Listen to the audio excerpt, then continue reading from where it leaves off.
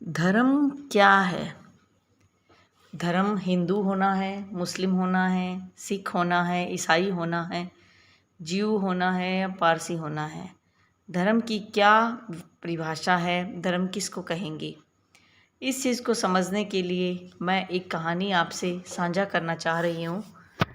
एक राजा था, उसके 4 बेटे थे। एक दिन राजा ने उन्हें बुलाकर कहा, जाओ किसी धर्मात्मा को खोज लाओ। जो सबसे बड़े धर्मात्मा को लाएगा मैं उसी को गद्दी पर बिठा दूंगा। कुछ दिन बाद बड़ा लड़का लौटा। वह अपने साथ एक सेठ को लाया था। उसने राजा से कहा, यह सेठ जी खूब दान पुण्य करते हैं। इन्होंने मंदिर बनवाए हैं, तालाब खुदवाए हैं, प्याऊ लगवाए हैं, नित्य साधु संतों को भोजन करवाते हैं। राजा ने उनका सत्कार किया और वह चले गए।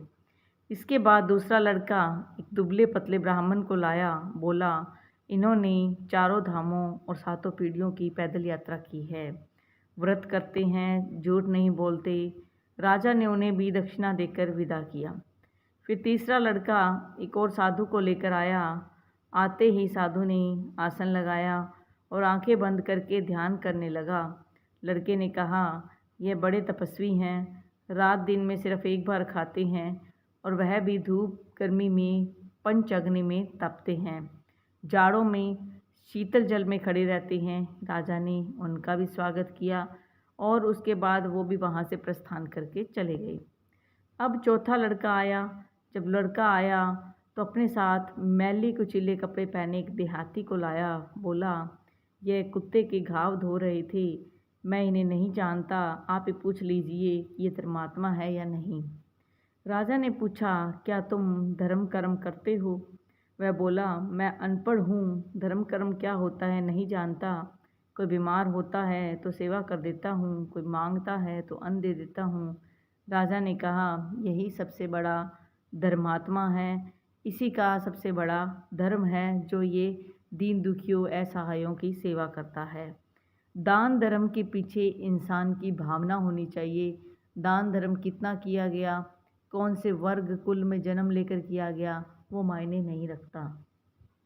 तो इस कहानी से हमें यही शिक्षा मिलती है कि धर्म जो है वो किसी एक पर्टिकुलर, किसी एक विशेष वर्ग से संबंधित होना नहीं है, हिंदू मुस्लिम होना नहीं है, सिख ईसाई होना नहीं है। धर्म वो होता है जिसमें इंसानियत हो, जिसमें एक इंसान दूसरे इंसान के प्रति दया भाव रखे।